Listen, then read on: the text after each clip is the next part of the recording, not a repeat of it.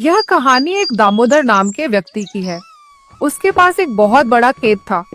वह अपने खेत में खेती किया करता था। इससे उसका गुजारा काफी अच्छा चल रहा था। दामोदर अपनी बेटी तारा के साथ रहता था। कुछ वर्ष पहले ही उसकी पत्नी का देहांत हो गया था। उसने अपनी बेटी को खूब पढ़ाया लिखाया था। दामोदर तारा के लिए एक योग्य वर की तलाश करने लगा, परंतु इस बात से तारा खुश नहीं थी। एक दिन तारा ने अपने पिता से कहा, पिताजी, मुझे किसी से विवाह नहीं करना। अरे मेरी प्यारी बच्ची, ऐसी बातें क्यों कर रही हो? मैंने तुम्हें कितनी बार कहा है कि एक न एक दिन लड़कियों को विवाह करके अपने घर जाना ही होता है। क्यों पिताजी, क्या यह मेरा घर नहीं है? अरे नहीं मेरी बच्ची, यह तू कैसी बातें कर रही है? यह जो कुछ भी है सब तेरा ही तो है। तो फिर पिताजी, मैंने आपसे कहा ना कि मुझे विवाह नहीं करना। अगर मैं विवाह करके चली गई तो मेरे जाने के बाद आप बिल्कुल अकेले रह जाएंगे, और उसके बाद आपका ध्यान कौन रखेगा?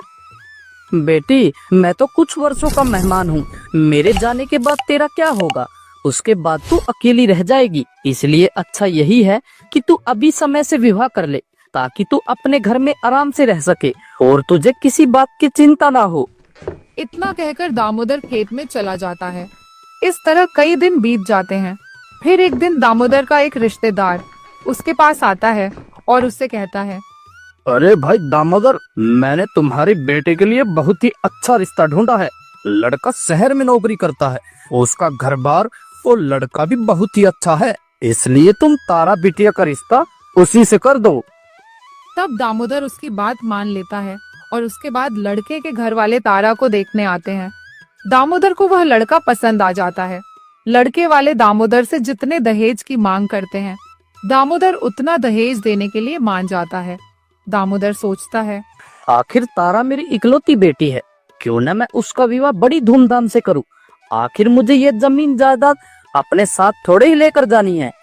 दामोदर अपना आधा खेत बेचने का निर्णय लेता है और अपनी बेटी का विवाह चंदू के साथ धूमधाम से कर देता है। शुरुआत में तो सब सही चल रहा था। तारा का पति शहर में नौकरी करता था, इसलिए वह कई दिनों बाद ही घर आया करता था। तारा की सास कलावती और उसकी ननंद चंपा दोनों बहुत ही घमंडी थी। तारा जब भी खाना बनाती, वे दोनों हमेशा उसके खाने में कमियां निकालती। हे भगवान, कितना बेस्वाद खाना बनाया है। इसे देखकर तो मेरा मन ही भर गया। माँ जी, आखिर खाने में कमी क्या है? एक तो गलती करती है और ऊपर से जबान भी लड़ाती है। नहीं माँ जी, आप मुझे गलत समझ रही है। भाभी, क्यों आप खामखा ही माँ से बहस कर रही हो? आगे से खाना ठीक से बनाना। तारा कुछ नहीं कहती और चुपचाप वहाँ से चली जाती। एक दिन कलावती तारा के कमरे में जाती है और उससे कहती है, ला बहू, तेरे पास जितने भी गहने हैं सब मुझे दे दे। परंतु माँ जी, वह गहने तो मेरे हैं, आप इन गहनों का क्या करोगी? भगवान, कैसी बहू दे दी तूने मुझे। अरे तू तो मुझसे हर बात में बहस करने लग जाती है। माँ जी, मैं आपसे बहस नहीं कर रही हूँ, मैं तो केवल आपसे पूछ रही हूँ। हाँ हाँ ठीक है, मैंने कहा ना, चुपचाप वो गहने मुझे ला कर दे दे। अरे मैं इस घर की बड़ी हूँ और सारी जिम्मेदारी मेरी है। मैं इन गहनों को अपने पास संभाल कर रख लूंगी। तारा अपनी सास की बात मान जाती है और अपने सारे गहने कलावती को दे देती है। कलावती और चंपा सारा दिन हुक्म चलाती और तारा से सारा घर का काम करवाती। एक दिन कलावती चंपा से कहती है, तुझे पता है, जो हमारी पड़ोसन है ना, वह बता रही थी कि उसकी बहू कितना दहेज लेकर आई है। वह तो अपनी बहू की खूब तारीफ कर रही थी, और एक हमारी बहू को देखो, जो उसने हमें इतने कम में निपटा दिया। अरे हमारा बेटा तो हीरा है, हीरा।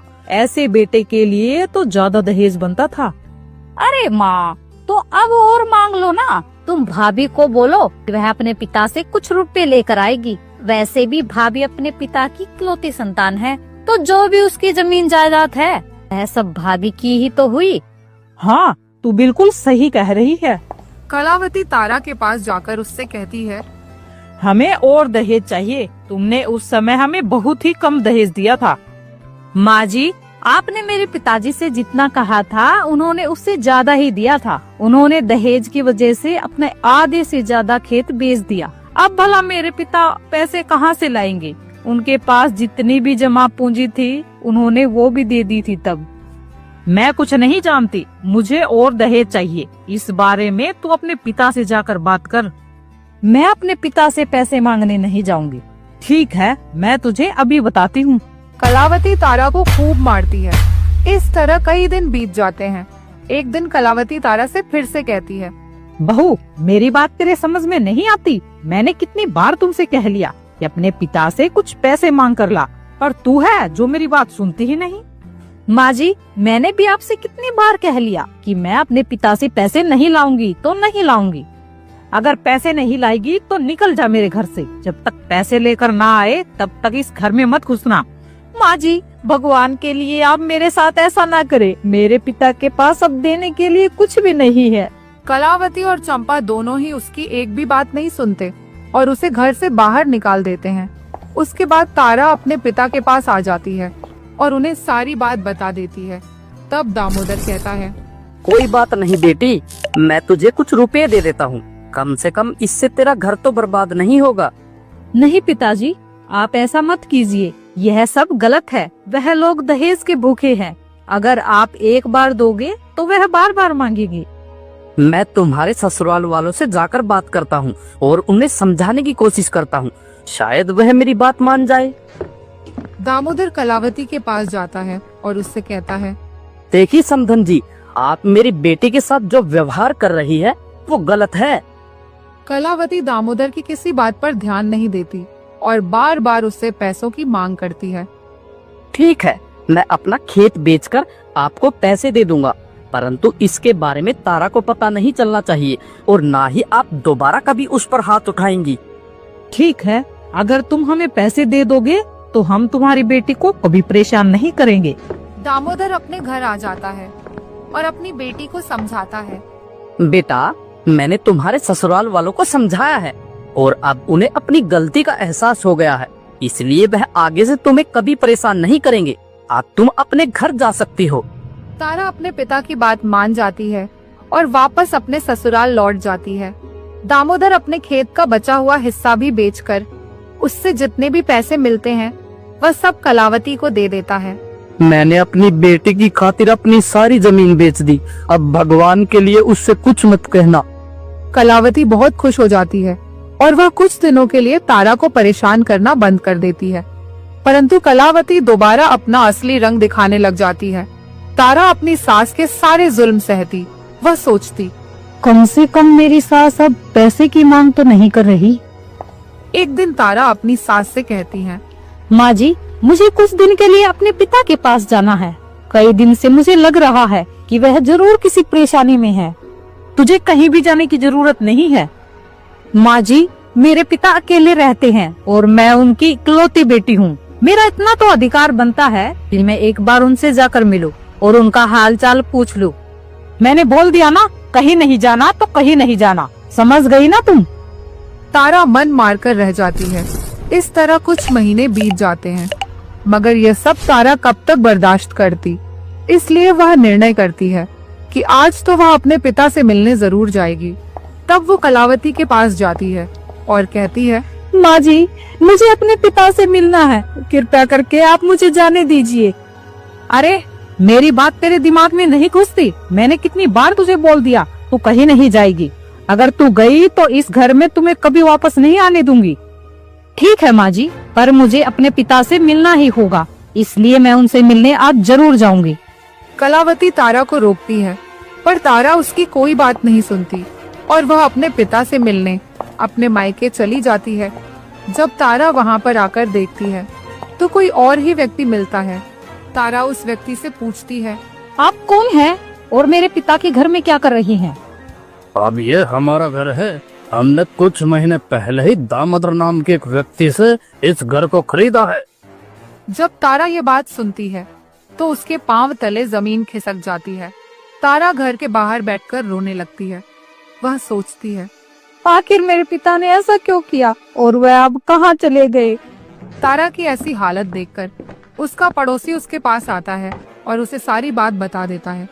बेटा, तुम्हारी सास एक दिन यहाँ आई थी और बार बार पैसों की मांग कर रही थी। उसने तुम्हारे पिता को धमकी दी थी कि अगर वह उसे और पैसे नहीं देगा तो वह तुम्हें घर से बाहर निकाल देगी। तब दामोदर ने अपने इस घर को भी बेच दिया।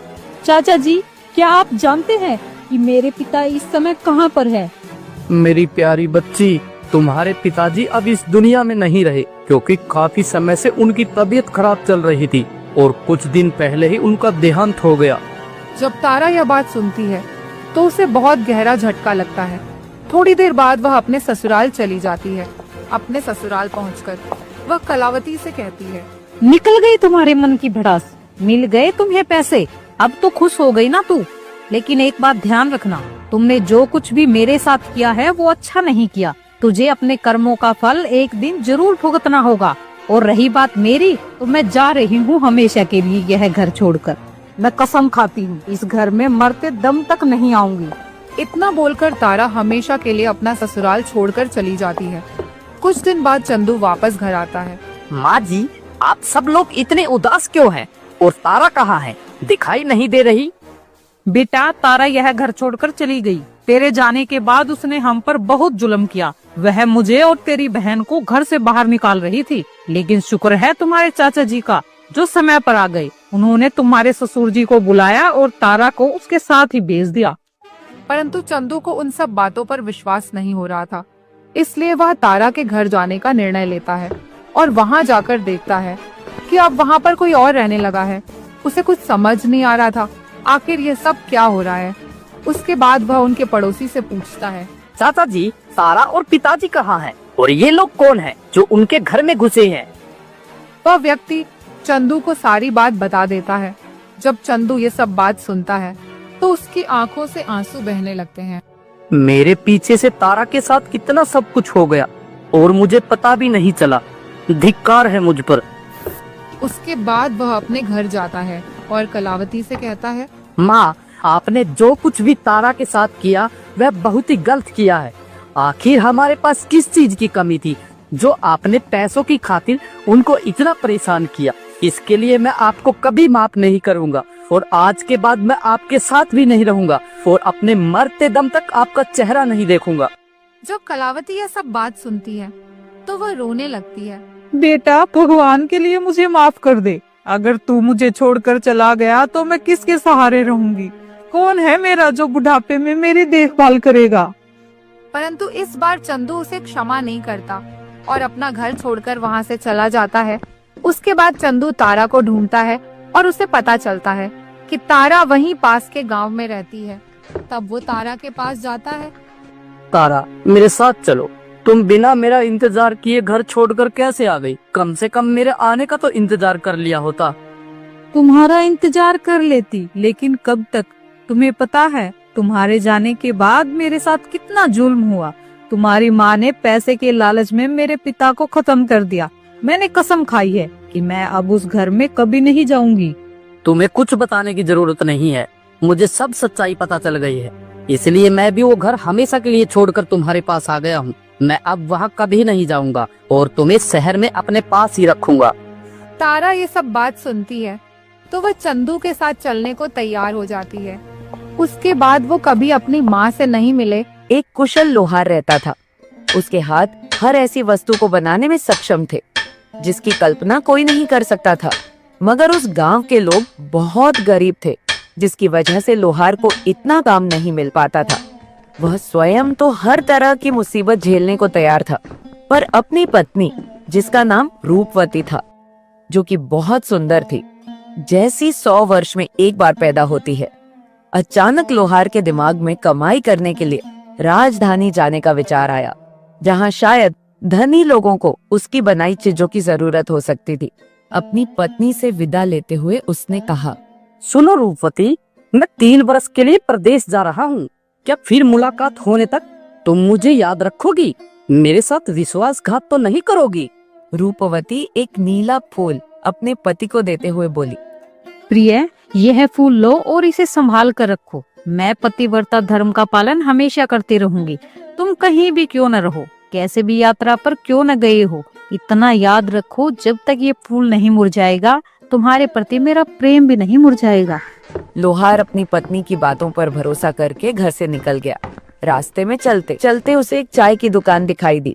वहाँ अनेक ग्राहकों के बीच उसे 3 ठाटदार कपड़े पहने आदमी नजर आए, जो कुछ खा पी नहीं रहे थे, मौन खड़े हुए थे, मानो उन्हें कोई दुख सता रहा हो। लोहार को देखकर वे इस तरह से घूरने लगे कि वो परेशान हो उठा। अरे भाइयों, आप मुझे ऐसे क्यों देख रहे हो? मैं गरीब जरूर हूँ, मगर ईमानदार आदमी हूँ। इस राजधानी में दूर दराज के गांव से काम ढूंढने आया हूँ। मैं कुशल लोहार हूँ, और जो मुझे काम सौंपेगा वो याद रखेगा कि उसका वास्ता मुझसे पड़ा है। तीनों पुरुषों ने एक दूसरे की तरफ देखा और उनमें से सबसे बड़े ने लोहार से कहा, अरे भाई, हमारी एक एक बात ध्यान से सुनो। हम तीनों राजा सूर्यदेव के वजीर हैं, जिसकी खबर इस चाय वाले को भी नहीं है और होनी भी नहीं चाहिए। हम समय काटने नहीं, बल्कि एक महत्वपूर्ण कार्य करने के लिए बाजारों, चाय खानों और भीड़ भाड़ वाली जगह के चक्कर काट रहे हैं। राजा ने हमें उसके लिए सोने और चांदी का महल बनवाने का हुक्म दिया है। उसने समय पर महल तैयार न करने पर हमें मौत की धमकी दी है। हम बड़ी उलझन में हैं, क्योंकि समय बीतता जा रहा है, लेकिन हम राजधानी में किसी ऐसे कारीगर को नहीं खोज पा रहे जो इतना कठिन कार्य करने को तैयार हो। अगर तुम काम करके हमारी सहायता नहीं कर सकते तो क्या हुआ, कम से कम सलाह तो दे सकते हो। बुद्धिमान वजीरो, खुद किस्मत ने मुझे इस चाय खाने की राह दिखाई है। मुझे आवश्यक सोना चांदी दीजिए और मददगार दीजिए। मैं आपको निश्चित समय पर ऐसा महल तैयार करके दूंगा जैसा आज तक किसी राजा के पास नहीं हुआ। लोहार ने उसी दिन काम शुरू कर दिया। भट्टियां दहकने लगी, हथौड़ों तले मूल्यवान धातु ठनठनाने लगी और चतुर कामगार बड़े कारीगर के निर्देशानुसार काम करते हुए इधर उधर भागने लगे। समय के अनुसार महल बनकर तैयार हो गया। वास्तव में उससे पहले कभी इतने सुंदर भवन ने किसी राजधानी की शोभा नहीं बढ़ाई थी।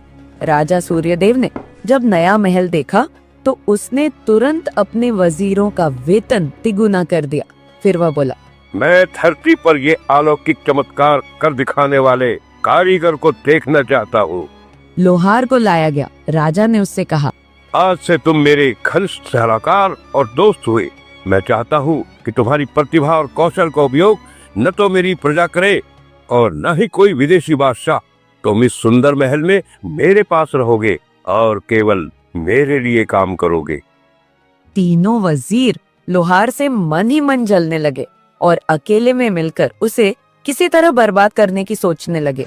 एक दिन वजीरों ने राजा के पास जाकर कहा, महाराज, आपका चहेता लोहार जादूगर है। उसने महल किसी जादुई फूल की सहायता से बनाया है और उसी की बदौलत वह आपका कृपा पात्र बन गया है। उस फूल को वह लोगों की नजरों से छिपा कर रखता है। हमें लगता है कि यह दुष्ट आपके प्राण लेने के लिए आपके विरुद्ध कोई षड्यंत्र रच रहा है। तुम मुझसे छिपाकर कौन सा फूल सीने में लगाए रखते हो? अगर अपनी जान बचाना चाहते हो तो सच सच बताओ। लोहार हैरान रह गया कि उसका रहस्य किसने खोला है।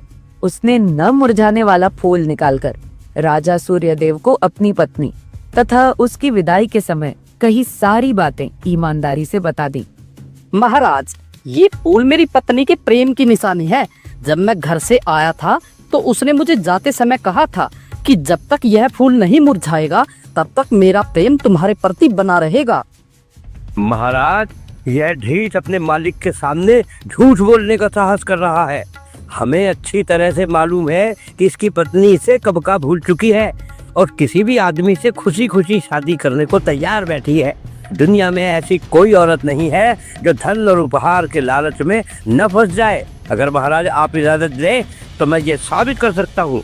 ठीक है, जब तक तुम कोई सबूत लेकर नहीं आओगे तब तक इस कारीगर को बिना कोई हानि पहुँचाए कैद खाने में रखा जाएगा।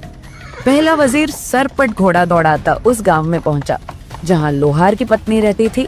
उसने वहां किसी संदिग्ध व्यक्ति से जान पहचान कर ली और उसकी मुट्ठी गर्म करके उसे अपनी योजना बताई।